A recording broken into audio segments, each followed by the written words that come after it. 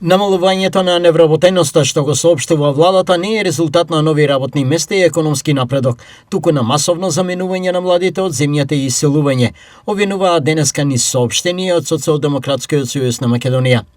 ВМРО-ДПМН пак говореа за резултатите во индустријата, растот од 7,6% и ефектите од економските политики кои владата ги спроведува во изминатиот период. Намалувањето на невработеноста што го соопштува владата на ВМРО не е резултат на нови работни места и економски напредок, туку на масовно заминување на младите од земјата и иселување.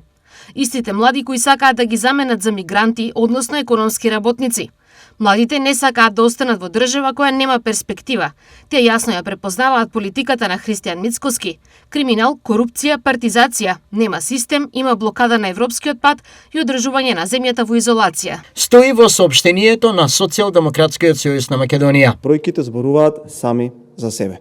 Според официјалните податоци на Државниот завод за статистика, во 2026 година индустриското производство бележи раст од 7,6% во однос на 2025 година.